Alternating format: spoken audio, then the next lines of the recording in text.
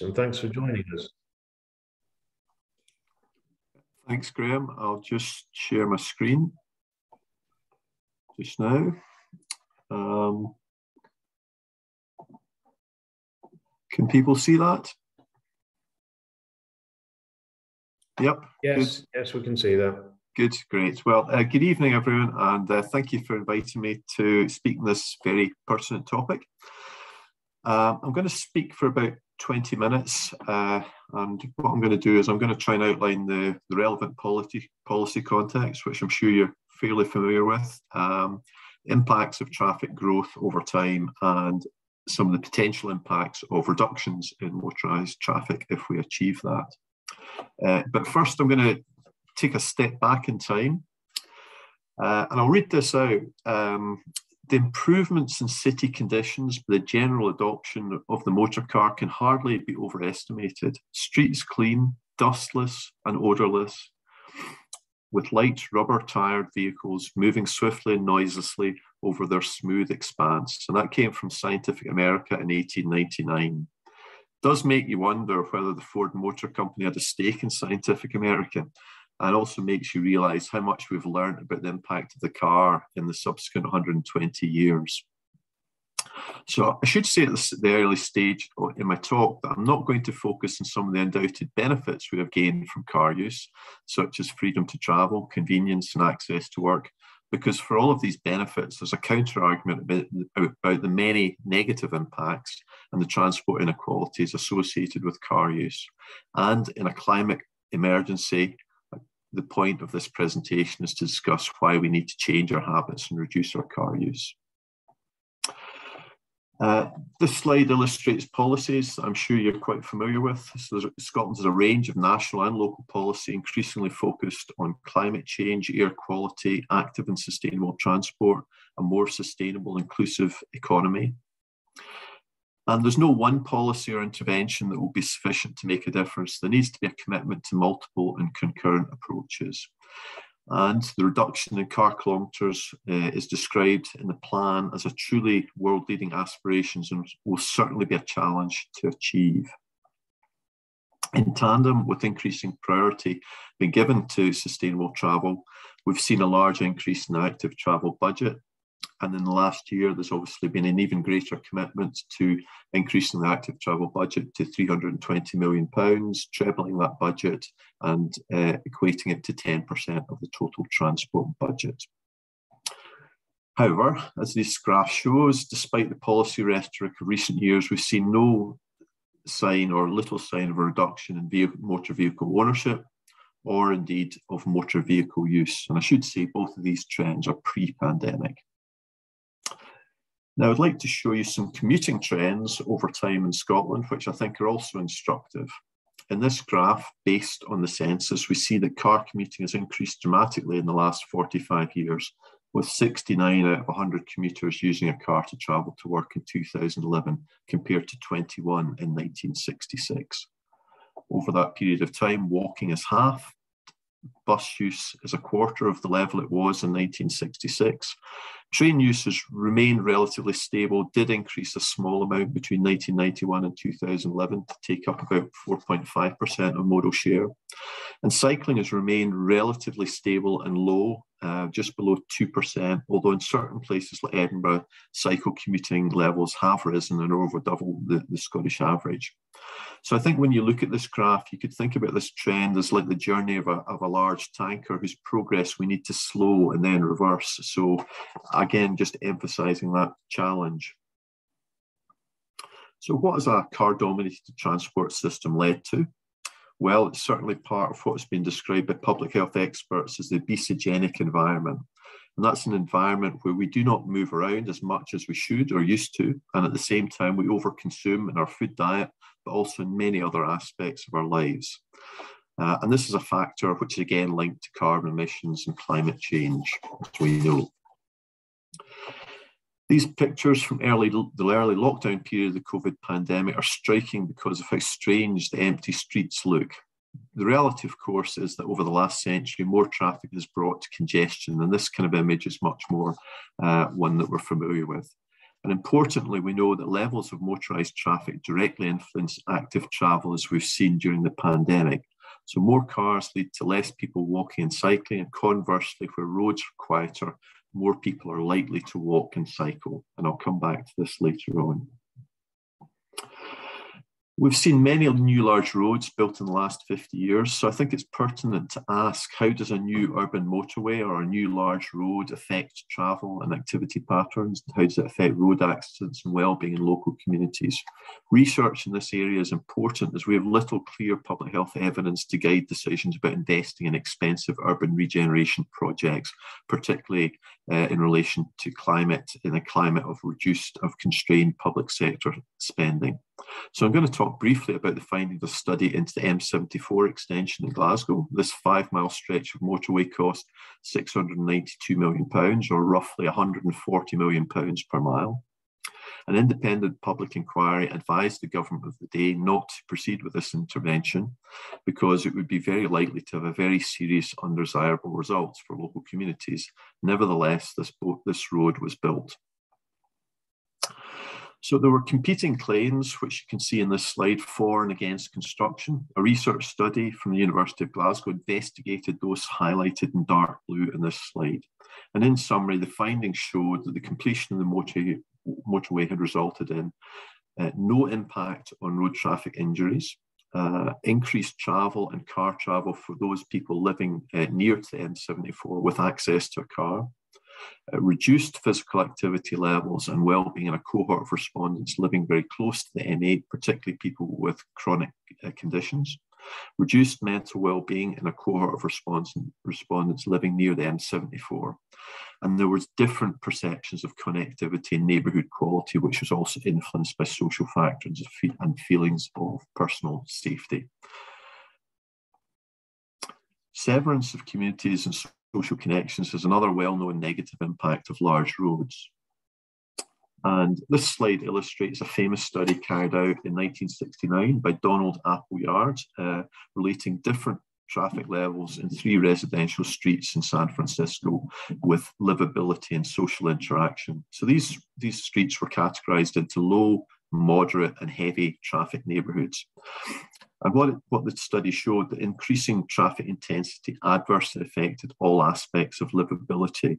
So with increasing traffic levels, there were problems with noise, stress, pollution, lower social interaction, fewer friends, attenuation of perceived neighbourhood, and greater safety concerns.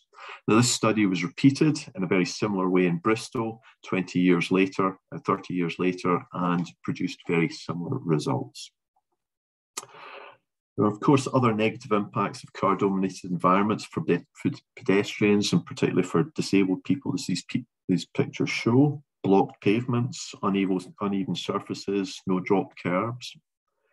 And inconsiderate parking is another all too common problem, as you can see from these pictures from streets around Glasgow. I'm now going to turn to pedestrian and cycling safety. Seriously injured cycling casualties have risen in recent years. As this graph shows, cyclists are disproportionately represented in casualty statistics as well. So in 2018, cycling represented only 1% of road traffic volume in Scotland, yet cyclists accounted for 8% of all road casualties. So the rise in cycling casualties is probably down to more people cycling, although we don't have good enough trend data to be sure of that. Nevertheless, if that is the case, that more people are starting to cycle, we should not accept it as inevitable that there would be a rise in cycling casualties. The second statistic here is that 1 in 10 vehicles in a collision with a cyclist or indeed with a pedestrian doesn't stop, so-called hit and run incidents. And this is a very consistent and long-term pattern that you see from Stats 19 police recorded data.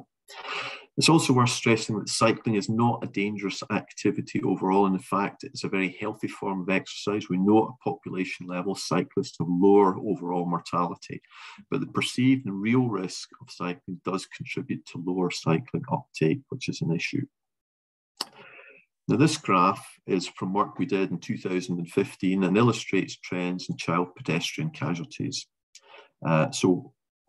While child pedestrian casualties have been reducing in Scotland, casualty rates were 3 to 4 times higher in the most deprived areas compared to the least deprived areas.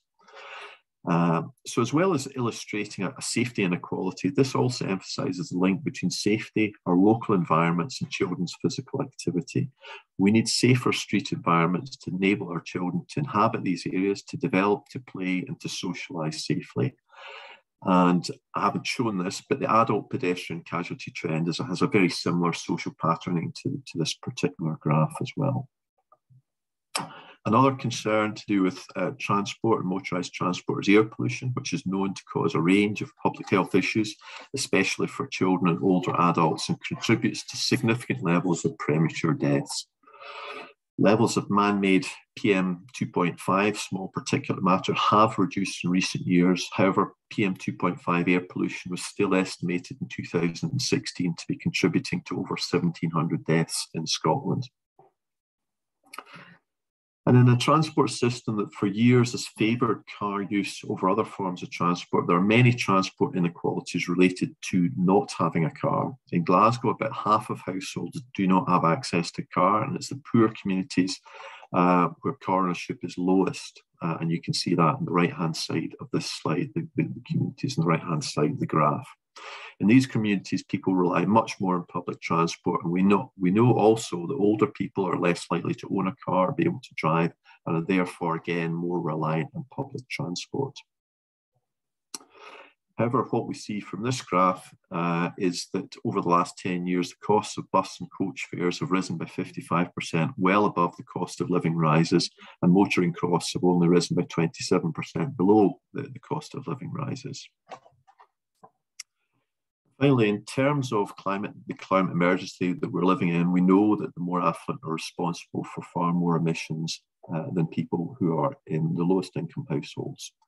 So it's estimated that highest income households are responsible for 3 times the emissions of the lowest income households. So in summary, there are multiple inequalities associated with the current car-dominated transport regime. So I'm now going to turn to the potential impact of the reduction, 20% reduction in kilometres driven. And I'd just like to start with two important points.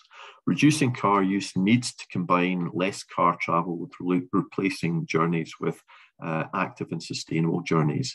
If we look at cycling, walking and the use of public transport, these modes promote health in different ways. They provide exercise, they reduce fatal accidents, they increase social contact, and they reduce air pollution. The increasing spend on active travel is welcome, but we are coming from a low base. As the second graph shows, we can see that the spend on active travel as a percentage of the total spend on the transport budget has been relatively low, and so we're playing catch up in comparison to other European countries. We need to see the pace of implementation of new active travel infrastructure to speed up. This is quite a wordy slide, just illustrating the many health benefits of active commuting. I'm actually going to use another slide to show this in a more visual way. So this is a slightly cheesy slide from what looks like 1950s America, but it's used to illustrate the overall benefits of walking in your community. Walking is one of the first things that a child wants to do and one of the last things that an adult wants to stop doing. And there are many health benefits here. By walking around, you're strengthening your bones, you're reducing your chance of injury, you're contributing to your physical activity, you're probably improving your mood, you're certainly not contributing to air pollution or carbon emissions, you're probably meeting people, so there's an element of social interaction there, and the costs of building paths and cycleways are much cheaper than large roads as well. So there are many examples of health benefits of being more active, and this slide illustrates the health economic benefits of active commuting in Scotland. So although there's relatively few commuters who walk and cycle to work, in 2011 that was about 14.5% of commuters, there was relatively large health economic benefits. About 780 million euros of health economic benefit per year was associated with active commuting in 2011. And half of those active commuters met the minimum level of daily physical activity that's recommended solely from their active commute. So the pandemic affected health, affected travel in many ways, but in one mode did get a boost. And cycling in Scotland rose dramatically during the early stages of the pandemic, as this graph illustrates. And particularly if you can make out the trend for leisure cycling, that rose by tenfold by the end of May 2020 compared to 2 months earlier. So this illustrates, I think, that there's a latent potential to increase cycling levels in Scotland when the circumstances are right. But we also need to remember that this was an unusual time. There was less motorised traffic on the roads, but more people also had more spare time, particularly if they were furloughed. There was actually little else that we were allowed to do at this point in the lockdown period, and the weather was very good in this period. And when we think about the more active alternatives, it's pertinent to be aware of some of the existing inequalities in the current transport system. There is, in fact, a very similar socioeconomic gradient in terms of household bike ownership and household car ownership, as this graph shows. More affluent people are much more likely to own a car, are also much more likely to have access to a bike. So if we are to encourage more people to choose active travel options like cycling, we need to make sure that this is an affordable and accessible thing to do. Otherwise, the benefits of more activity will not be shared across the population, and the existing transport inequalities will persist. As I said earlier, there are many COVID impacts on transport, and this slide comes from a report that was written during the pandemic assessing those impacts. And I'm just going to focus on one, and it's on public transport, which probably suffered the biggest hit. And what this slide illustrates is that the reduced capacity and use of public transport were likely to reduce the transport options and add financial strain to particular groups in the population: people without access to a car, people in low incomes, older people, disabled people, people with health problems, and younger people also. So post-COVID, we need a special effort to get people back on public transport. It needs to be cheaper, it needs to be more accessible, more convenient, and more integrated than it currently is if we're to encourage people to switch away from cars.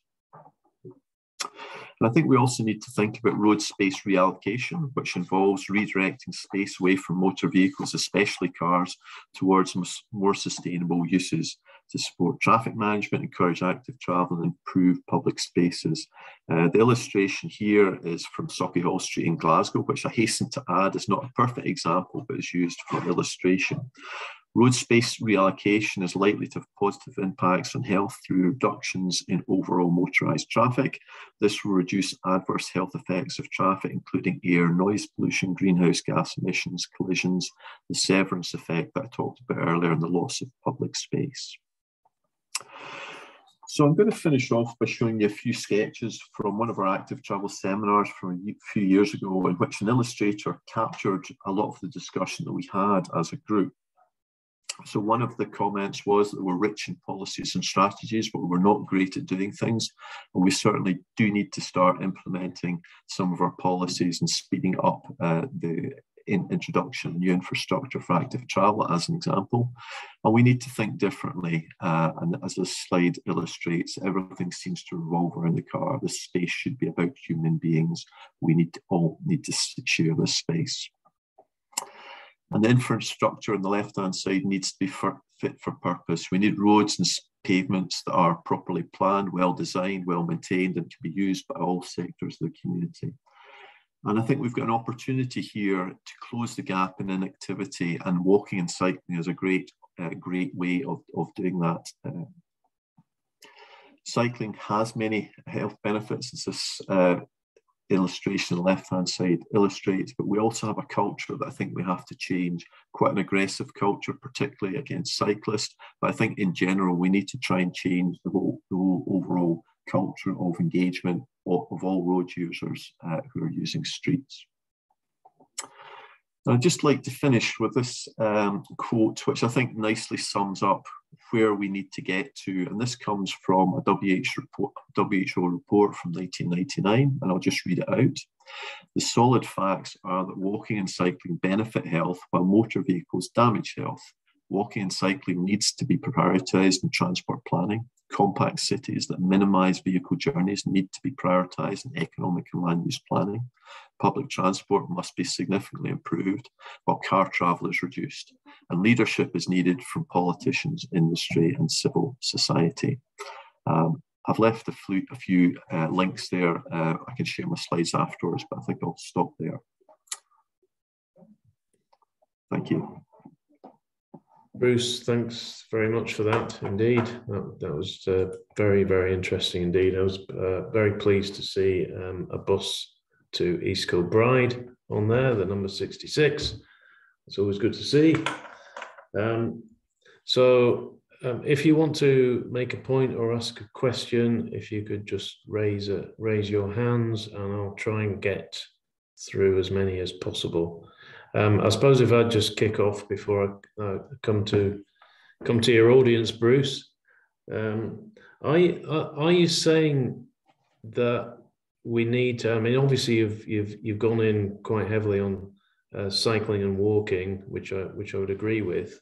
But are you saying that we need to essentially build more segregated routes? Are you arguing that we should be banning cars from certain routes? What's your main point? I think we certainly need segregated routes because I don't think it really works safety-wise in terms of having cycle routes where they're shared with pedestrians. That may be difficult to avoid in certain very narrow streets, but I think in general it works a lot better if we can segregate cyclists from pedestrians in particular.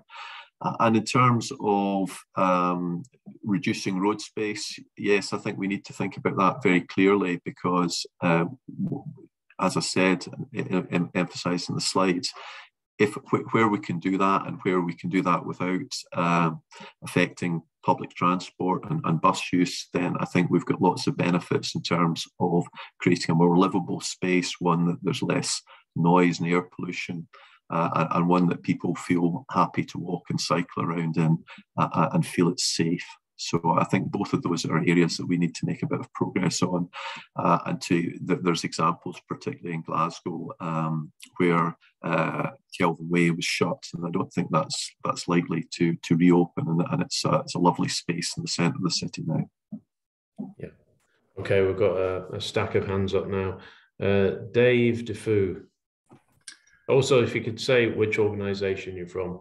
Right, Dave Defoe from Spokes, and thanks very much for an excellent talk, Bruce. The car kilometre reduction target was introduced for climate reasons, but you've explained also why it's really important for public health. But I'm wondering to what extent you've looked at not just why it was introduced, but how it can be achieved. And I've got two specific questions for you on that. One is, at our last meeting, we discussed the route map that the government has published that's now being consulted on. And there was a general feeling, I think, that it's much too weak on demand management. And I wonder what your view on that is. And my second question is, you showed the graph of how the active travel budget is being increased. But what's very noticeable to us is that it's not being increased in equal steps. And it looks like there's going to be a huge splurge in the final year. And to what extent do you think local authorities will be kind of geared up, will be able to gear themselves up with the right policies, skills and staffing to be able to use that large splurge effectively? If it's, it's not being spread in a kind of proper phased increase between now and then. Thank you. Yeah, thanks, Dave. Yeah, I mean, I think in terms of, I was asked to talk about the qualities impacts of the increase in traffic and also the likely impacts of reducing traffic. So I didn't focus on, I suppose, what your first question was about was demand management, but I absolutely agree. I don't think we can make public transport much more attractive, and we can improve active travel, but we also need to have some kind of mechanisms which make road use less convenient and car use more expensive. And the graph I did show about the relative increase in car costs, I think, can illustrated that. I think we need to get to a position where it is the most convenient and the cheapest alternatives are also those that are the sustainable alternatives. And in terms of the budget and it being stacked towards 2024-25, I agree. I think in some ways, I imagine that the larger local authorities will be able to deal with this better than others because they've got bigger transport departments and probably have got a stack of projects that they can start. But even for the large authorities, I think it's going to be a real challenge to have the capacity to spend this money. So I would hope that Transport Scotland are considering this issue, because I think it could be quite a big issue. Yeah, I think that's good. There's a very good point, actually, because there's a number of councils, probably most actually in Scotland, that they just simply don't have the capacity to spend that money, and they actually don't have the people. They've got roads departments that they just don't have the expertise anymore. So I think it will be a problem. Anyway, I'm not here to answer the questions. So Graham Dunn, where are you from, Graham? I'm from Mobility and Access Committee for Scotland. Thanks very much. That was a really interesting presentation. A couple of points. I think it's important that wheeling is recognised, not just walking and cycling, but the hierarchy now includes wheeling. So I think it's really important to recognise that. And post-COVID and mentioning the reduction, 20% reduction, better public transport and new infrastructure for active travel. But they are competing priorities. I think we've seen throughout the pandemic that there was a lot of active travel and infrastructure put in place, but then people couldn't access a bus, particularly people with disabilities. So I think it's really important that these competing priorities, that there is one consultation, when proper consultation goes in place going forward, and that we're not damaging public transport and the bus network as we put up active travel infrastructure. Thanks.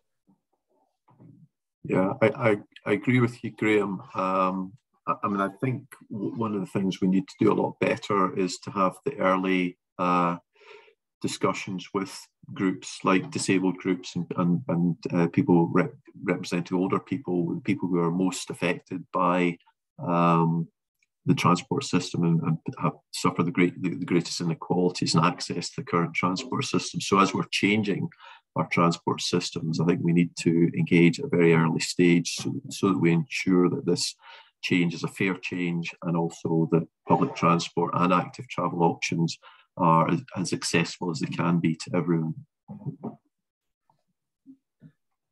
Thank you very much for that. I'm going to go to our resident light rail expert, James Harkins.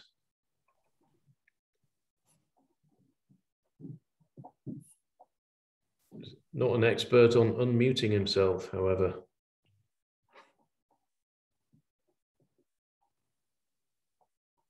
Right, we'll come back to you, James. I'm going to take Andrew Lindsay.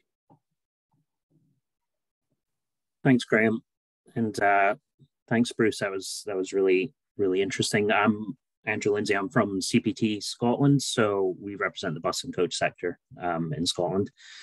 I found your presentation really interesting. I think it's really important that we get the active travel measures, etc., put through to help those short journeys and to get people out of their cars and onto bikes and walking for those short journeys.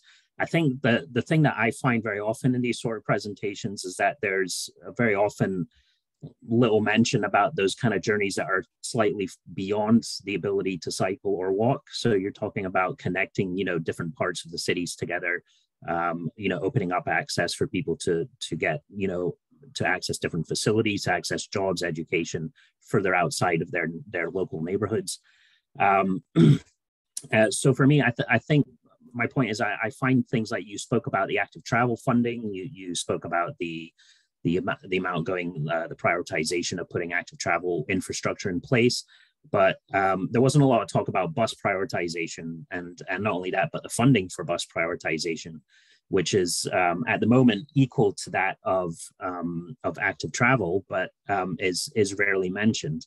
And I think the really interesting point, and I think something that I want to highlight, is that there are mechanisms in place for already the ability for local authorities to engage with not just bus operators, but wider stakeholders, including groups like MAC and other active travel groups, when they're deciding about bus prioritizations. And that's obviously through the bus service improvement partnerships, BSIPs. And I think it's really important that local authorities engage with the BSIP kind of programs, and because the main advantage for that is that you're getting all different groups of stakeholders together to decide what the best bus prioritization is.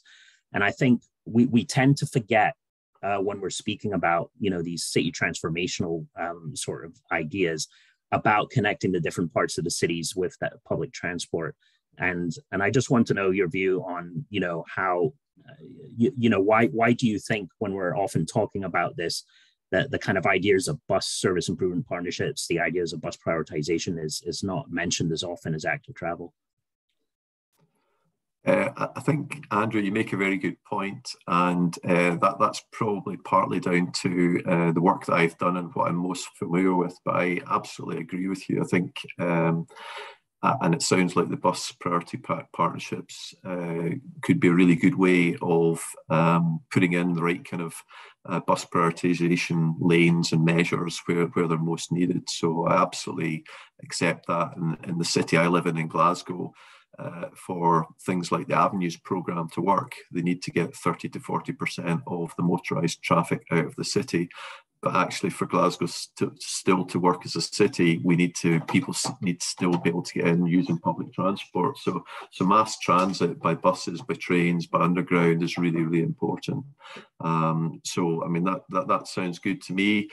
Integration of ticketing would be a great thing. I'm sure you've talked about this as well before, but the kind of making it easier to travel across the city, using one ticket to get you on a bus, a train, an underground, use a bike share scheme, even that shouldn't be beyond us.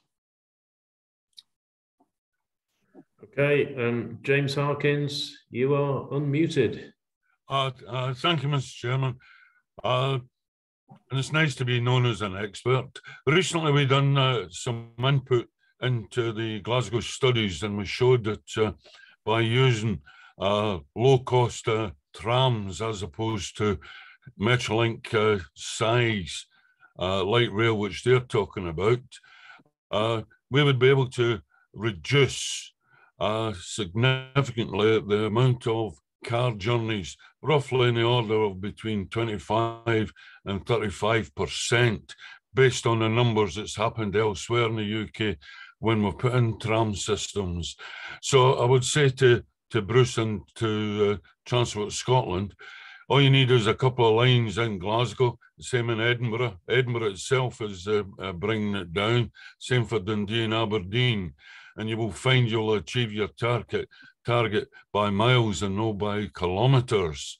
For instance, as I put up, Manchester, they had 67.5 million passengers the year before lockdown, carried it on 120 vehicles, of which 28%, which is DFT figures, were modal change.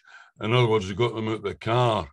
The second point I'm concerned about is governments, both sides of Hadrian's Wall, they're pushing the bus. I'm not anti-bus, but I don't see them as the tool for the heavy corridor. I see them as the feeder route. As we miss targets, the Paris Agreement on particulates, that's the road tyre dust, nothing to do with tailpipe emissions being cured, but the road tyre dust. And we're all being told that there's zero emission buses, which I'm sure trading standards would have something to say about that. So I wonder, Bruce, taking on board particulates, fine particulates, there is no protection for it, and it kills, as someone in the region, about 90,000 folk died 2 years ago on particulates. Not all of them transport, I hasten to add. So where do we go from here? Because from our perspectives and studies, using buses as a corridor vehicle doesn't get them out of the cars. The maximum they have managed is about 9%. A wee question for you. Well, I mentioned, thanks, James. I mentioned in my presentation that PM 2.5 levels had been coming down in Scotland, but they're still, in 2016, they were still contributing to about 1,700 deaths across Scotland, so a very significant number. I think also more and more research is pointing to the evidence of health impacts at much lower and lower levels. So I think of air pollution. So I think our focus on air pollution is probably going to become stronger as we find out more about the impacts on young people, even children in the womb, and I think that's going to drive change as well. I can't comment on your main point about whether trams make more sense than buses. It's beyond my my sphere of expertise, but I hear what you're saying about Manchester and some of the benefits. Okay, thanks for that, James. That's very, very interesting as always. I should just say we've got a number of MSPs on the call. Sarah Boyack, Liam Kerr, John Mason, and Brian Whittle, who will be coming to soon. But next up is Jane Liston. Jane. Hello, thank you. I think surely one of the reasons that car use has gone up over the years is because people are travelling further to work. They found they could travel further, then they were expected to travel further. I believe it's 9 miles is the average daily commute. So what do we do about that? Because that's too long to cycle for most people, and it's certainly far too long to walk.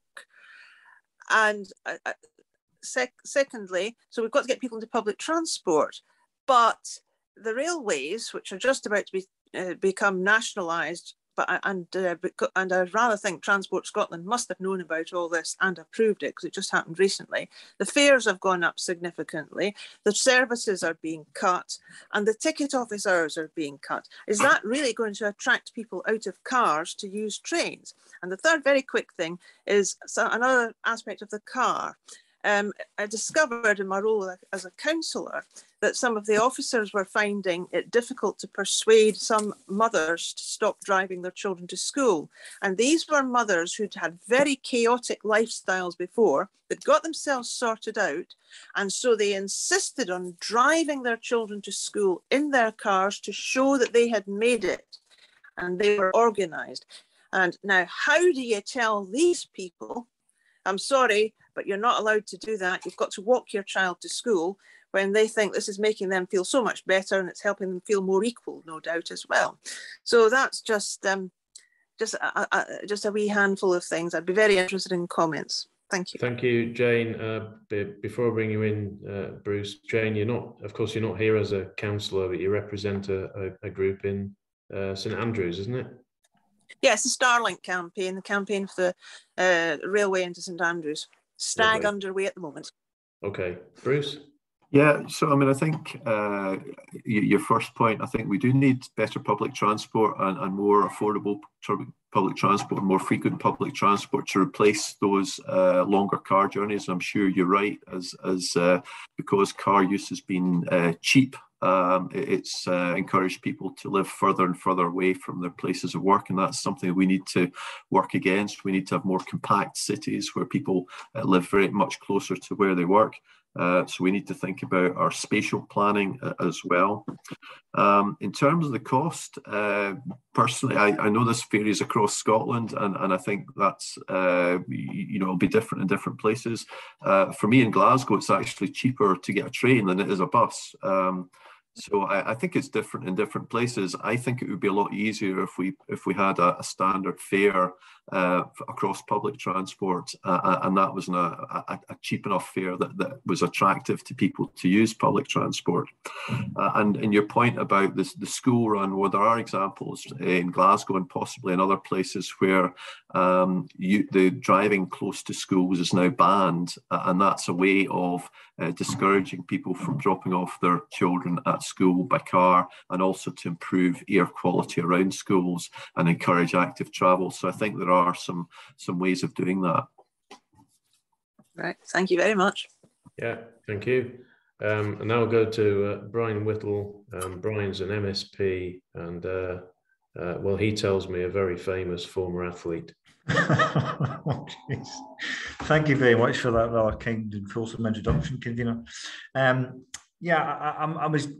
you, Bruce. Sorry I was slightly late to it, but I caught most of your presentation. I think for me, listening to a lot of our efforts to try and get people out of cars and onto more onto walking and biking and whatnot, it seems to me a lot of the conversation is around how do we make it more difficult to be in cars, rather than how do we make it easier to get on bikes and to walk and create an environment where we are encouraged, so it's more carrot than stick. I'm thinking things, I mean, there's some great stuff in my old local community, they call it park and stride.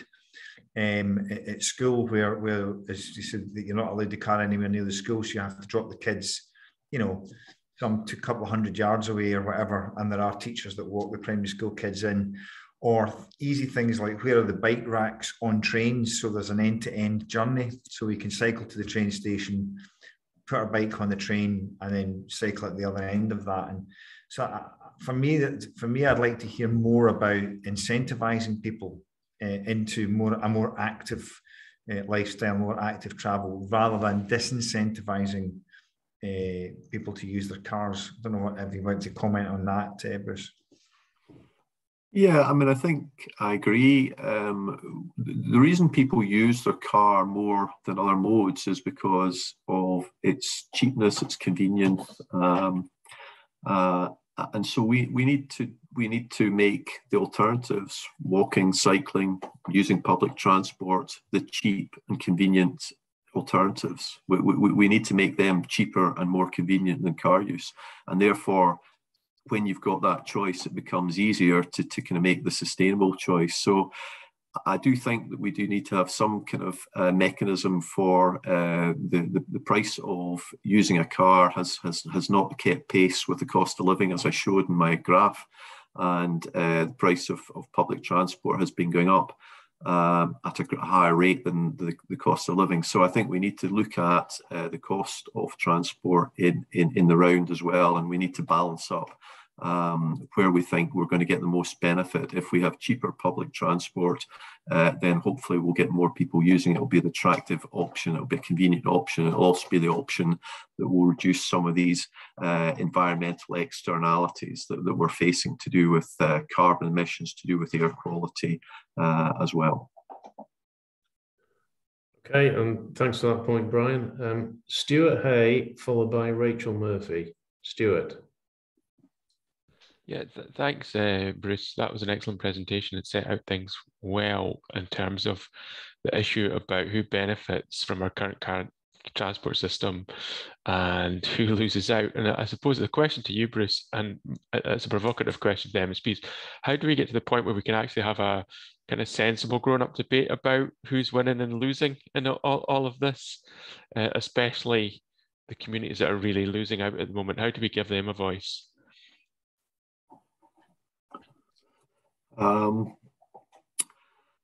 Well, I mean, I think, Stuart, part of that is what's starting to happen already. So I think it's about, in Glasgow, they've just had a transport strategy consultation, and I think over 2,000 people took part in that, and I think there was big efforts made to make sure that those consultations got into all of the communities in Glasgow and people's voices were heard. And that's particularly important in as I pointed out, in a city which has a lot of social problems. A lot of people don't have access to a car. If you go to some of the communities I showed in the graph, it's about 80% of households don't have access to a car. So they're the communities that are suffering from not having a car in a current car-dominated environment. They're the communities that need better public transport systems. So I think a lot of it is about engaging people across all of the society in these decisions, and not just doing a kind of a tick box consultation, actually listening to their opinions and acting on their views. Okay, Rachel Murphy, do you want to say where you're from, Rachel? Yeah, of course. Thank you, Graham. So I'm from Commuting, Collaborative Mobility UK, and we're the body for the public benefit of shared transport. And Bruce, thank you so much for your presentation. The one thing that I sort of, I guess, wanted to add from our research that I think complements very well the research that you've done on cars is what happens when you move from talking about a car as a default, as part of an ownership model, and rather talk about it as part of car clubs. Because we found in our research that where people are a part of a car club, they use it fewer than 6 times a year, because they only use it for the journeys where they need a car rather than where they want a car. And that actually the impact it has on their active travel, be that walking, wheeling or cycling, massively increases as compared to people who rely on their car every day. So I thought that might be quite useful for you, as it kind of sits parallel to the brilliant points you've made around car ownership. Yeah, no, thanks, Rachel. I think that is a really good point. I hadn't been aware of that particular impact. That sounds quite a positive way of kind of enabling that shift. You have access to a car, but you're less likely to use it unless you really need it. Have you come across any car clubs, Bruce? Well, I was a member of the car club in Glasgow. My sort of slight complaint about it was I didn't really use it, and it just wasn't quite as convenient as I would like it to be. So it's not quite the same as the bike share scheme in Glasgow, where there's lots of bike stations where you can take your bike from one part of the city to the other. Whereas with the car club in Glasgow, you need to take your car back to the same place. So, so that was my slight gripe about the system. But hopefully that can be changed over time as it expands. Absolutely, I'll take the plump for bike share and say maybe that's proof that car sharing works, because you didn't choose to take a car on those journeys. Yeah. Okay. Thomas Cornwallis from Go Bike, I'll introduce you, and then I'll go to John Mason. Hi, my name's Thomas. I'm Go Bike, the cycling campaign group in Glasgow. I think all the points been said so far are really important for the health aspects, that getting people to do active travel. It could be walking to and from a bus or railway station, or cycling to buses, or doing the whole journey actively is really important. I also think it's important sometimes to add in the economic side of it, because I think too much in Glasgow we sometimes hear not just the health and the environmental benefits, but people seem to suddenly go, oh, but we need to give free car parking at the shopping streets. That'll help our economy. But in actual fact, if we make people walk, wheel and cycle, or take buses and transport, it doesn't just help their health, also helps the local economy too. Lots of research has shown that people cycling spend up to 30% more on their high street than if they drove there. So I think it's an important aspect that the health part is the most important part. People being healthy is great, but we need to link in the economic part so people don't jump back to saying, no, but cars are great, let's get them back into the street. And then it just creates the whole problem again and again. Not really a question to Bruce, just I wanted to add in just to the conversation. Yeah, thanks, Thomas. I think that's a really good point. I think I used about 36 slides, and that's probably one of the slides about the pedestrian pound that missed the cut. I think it's a really good point. Okay, thank you. John Mason, followed by Ralph Roberts. Thanks, convener. Yeah, I'm John Mason. I'm the MSP for Glasgow Shettleston, which is east end of Glasgow. I mean, it was partly to counter Brian Whittle, much as I like him and get on with him. But there's this argument, you know, about making carrots and sticks and making it's all very well making public transport cheaper. The reality is we have, and I suspect we're going to be really struggling financially for the next few years. So there's not going to be the money, I don't think, to, you know, make buses perfect and cheap and free and all that kind of thing. So, you know, well, I suppose my question is, does that not lead us to think that we have to make it harder for cars? I mean, I don't bring my car into Edinburgh because it's so horrible to drive through the streets, whereas in Glasgow, I can get the motorway almost to the city centre. There's piles of car parks near the city centre. So, you know, whether it's pricing cars by the mile or knocking down some of the car parks or workplace parking levy or, you know, things like that, don't you think we really have to use the stick more on cars? Because we're never going to make public transport come to everybody's front door. It's never going to be more convenient than using a car. Thanks.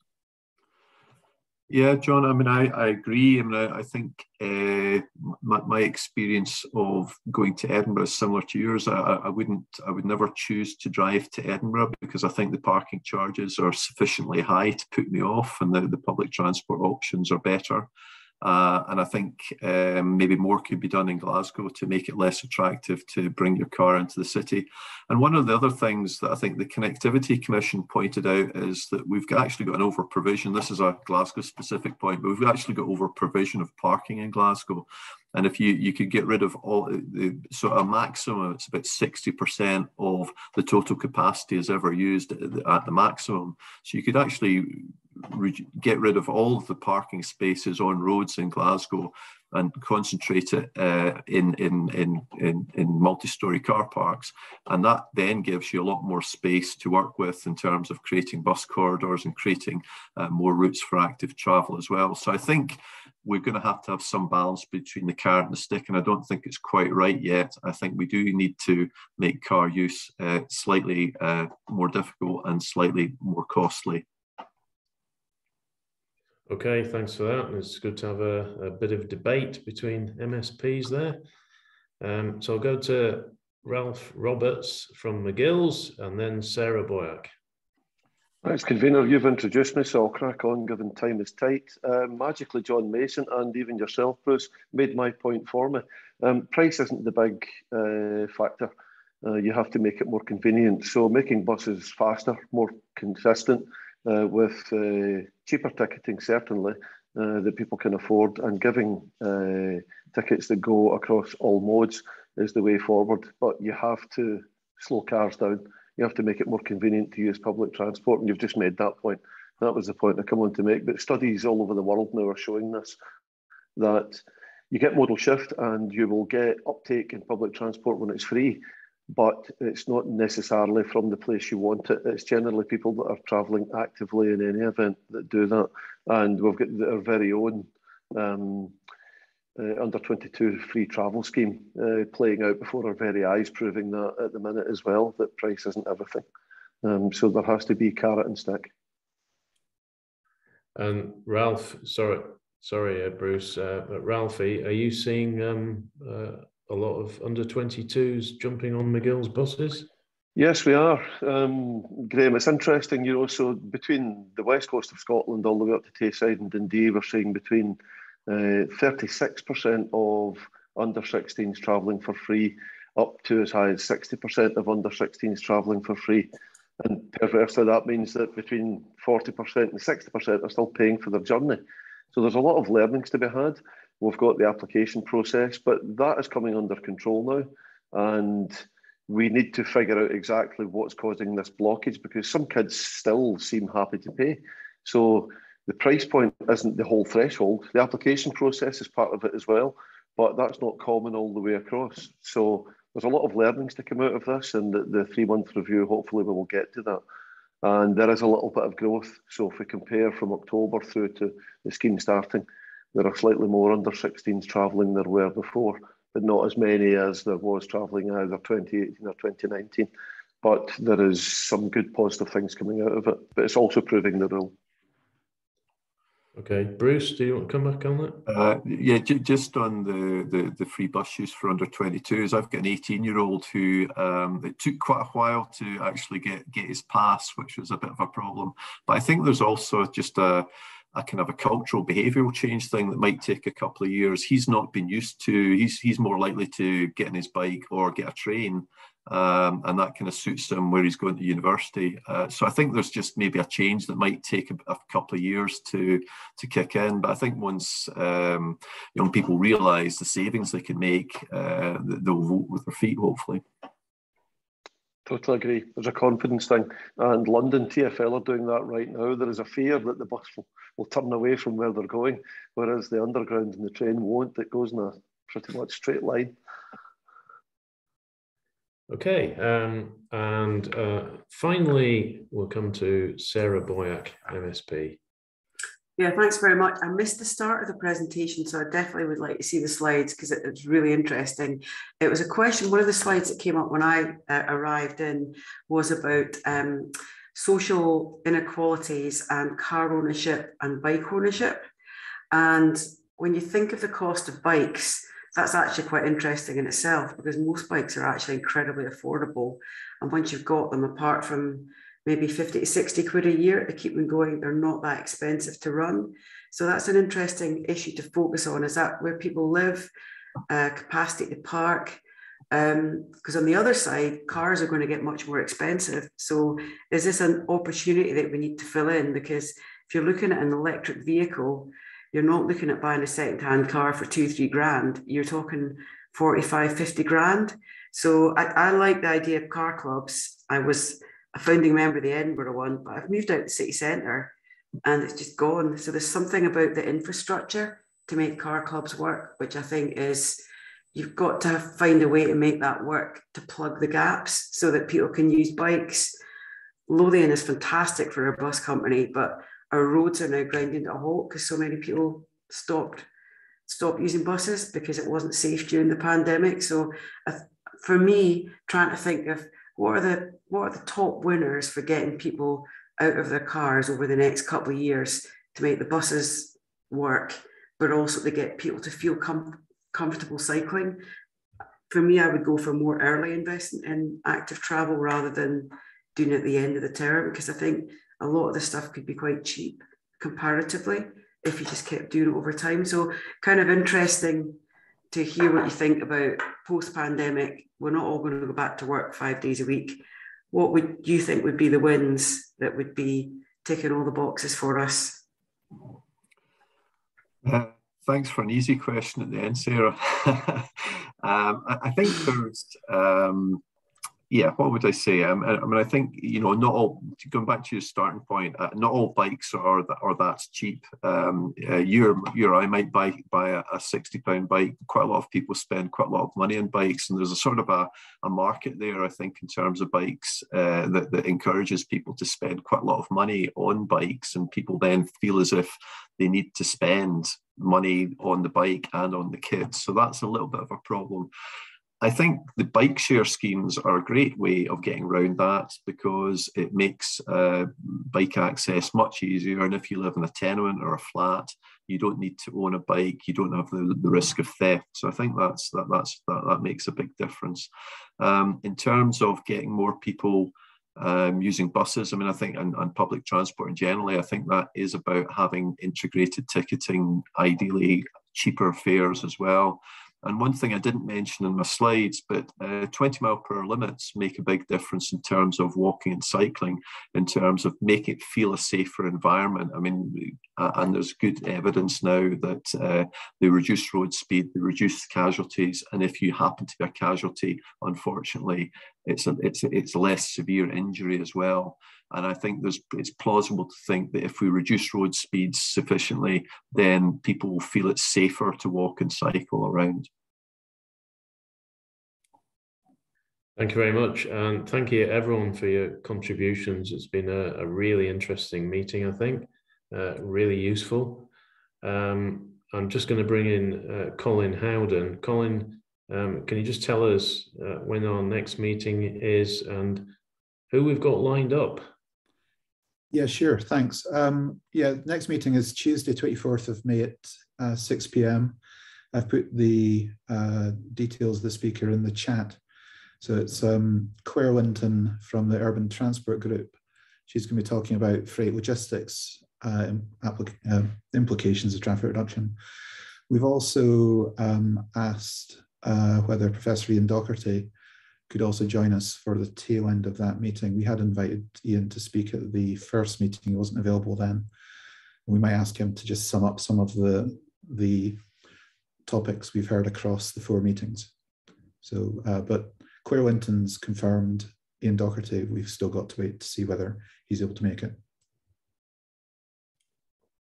Okay, so put that in your diaries, May the 24th. That'll be the last meeting in this series, and then we'll produce a report on the back of it. And then we'll move on to our next topic, which is yet to be decided. So, yeah, thanks once again. Hope you have a good evening and, you know, see you in May. Thank you.